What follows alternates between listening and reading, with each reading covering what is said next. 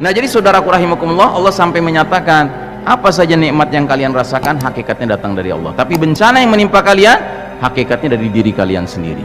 Kita bilang dalam sholat kita, ghairil maghdubi alaihim waladdallin, jangan masukkan kami ke dalam golongan yang kau murkai yaitu Yahudi, dan jangan masukkan kami dalam golongan yang kau sesatkan yaitu Nasrani. Tapi di luar sholat ngekor sama Yahudi Nasrani, ideologi cocok sama ideologi mereka, pisahkan negara dengan agama, sekularisme.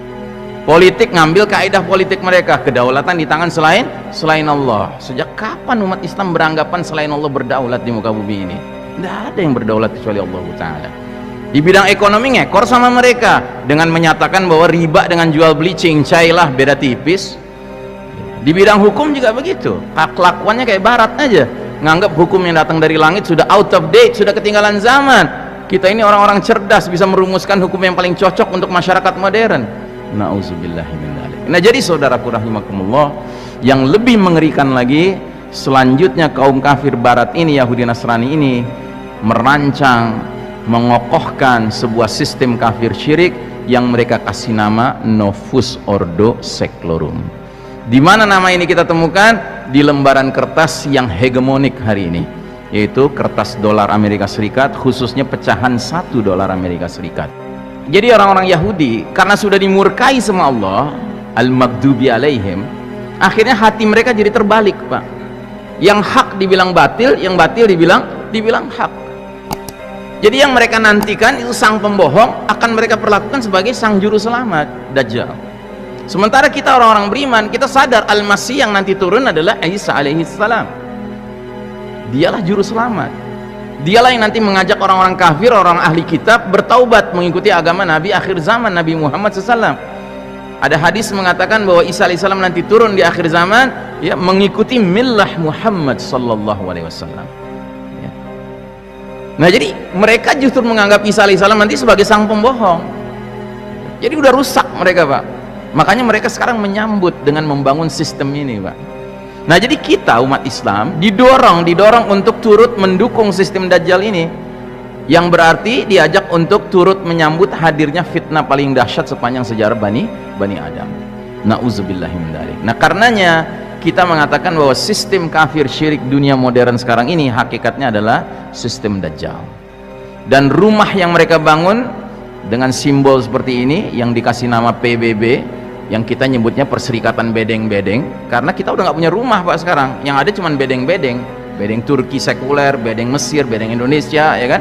Masing-masing bedeng bangga dengan bedengnya sendiri-sendiri, yang sudah beda dengan rumah tadi. Kalau rumah tadi jelas sepakat Quran dan Sunnah sebagai sumber nilai, sumber norma, sumber hukum, tapi masing-masing bedeng nyari sumbernya sendiri-sendiri, dibumbui dengan simbol lagi, Pak. Ada yang simbolnya binatang hewan, singa, ada yang simbolnya burung, ya kan? Terserah, tapi yang pasti nggak ada contohnya dari Nabi SAW simbol-simbol itu.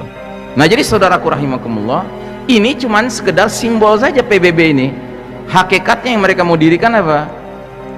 New World Order, tatanan dunia baru. Itu simbol yang sebenarnya, The Great Seal. Itu rencana besar mereka, Novus Ordo Seclorum. Nah, jadi saudaraku rahimakumullah, Nabi sampai menggambarkan situasi kita seperti dalam hadis ini. Kalian berada dalam era penuh fitnah seperti malam yang gelap gulita, dan ancamannya bagi umat Islam sangat mengerikan. Pagi beriman, sore kafir. Sore beriman, pagi kafir. Kenapa itu terjadi? Karena rela menjual agama demi mengejar kenikmatan dunia. Karenanya kita katakan bahwa sedemikian masif dan destruktifnya badai fitnah yang ada, sehingga ancaman bagi umat Islam bukan hanya terjerumus ke dalam dosa-dosa kecil, Pak. Bukan pula dosa besar, tetapi dosa nawaqidul iman, pembatal keimanan. Ini yang paling mengkhawatirkan. Ini puncak kegelapan dari babak keempat ini, Pak. Bermunculannya muslim-muslim yang sadar tidak sadar terlibat dalam dosa yang kategorinya membatalkan keimanan. Dan salah satunya yang sangat populer hari ini adalah dosa al-istihza'u bid-din, mengolok-olok agama. Hari ini orang mengolok agama ada, Pak? Ada tidak? Ada. Ya, terang-terangan mereka mengolok-olok agama. Yang terang-terangan lah bilang bahwasanya itu orang-orang aneh, ya kan, belum pernah mengalami, bilang nanti ada kehidupan lain sesudah dunia ini. Na'udzubillahi min dzalik.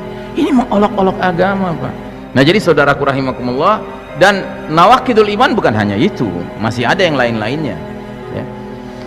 Nah, sistem Dajjal telah menjelma menjadi peradaban penuh dosa, bahkan menghasilkan umat Islam yang murtad dari dinnya, karena kehidupan tidak lagi diarahkan untuk meraih ridho Allah, melainkan menuju penyambutan ridho Rabb palsu, yaitu Dajjal. Sehingga Nabi dalam hadis yang lain menggambarkan situasi kita hari ini sebagai berikut: hampir-hampir bangsa-bangsa memperebutkan kalian umat Islam seperti memperebutkan makanan di mangkok.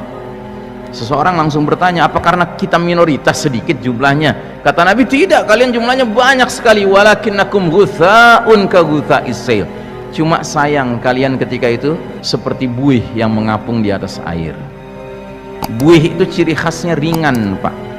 Itulah perbedaan kita dengan generasi terbaik dahulu kala, para sahabat radhiyallahu anhum ajmain. Mereka bobotnya berat, Pak. Bobot akidah, bobot akhlak, bobot ukhuwah, bobot ibadah, bobot muamalah, bobot infak, sodakohnya, bobot dakwahnya, jihadnya berat, Pak. Nah, kita ringan, Pak. Dan kata Nabi, kalau sudah seperti itu kondisi umat ini, sekalipun banyak tapi ringan, Allah cabut rasa takut musuh kepada kalian. Hari ini musuh takut nggak sama kita, Pak? Nggak takut musuh sama kita hari ini. Kenapa nggak ada takutnya? Karena kita nggak pantas ditakuti. Apa yang pantas ditakuti dari orang yang dalam sholatnya bilang ghairil maghdubi alaihim waladdallin, di luar sholat kelakuannya kayak Yahudi Nasrani? Apa yang patut ditakuti dari orang seperti ini? Yang antara ucapan dengan perbuatannya nggak ada sinkronisasi. Nah, jadi saudaraku rahimakumullah, lebih parah lagi kata Nabi SAW, dan Allah menanamkan penyakit al-wahan di dalam hati kalian. Sahabat bertanya, wa mal wahan ya Rasulullah? Apa itu penyakit al-wahan? Kata Nabi, hubbud dunya wa karahiyatil maut. Cinta dunia dan takut menghadapi kematian.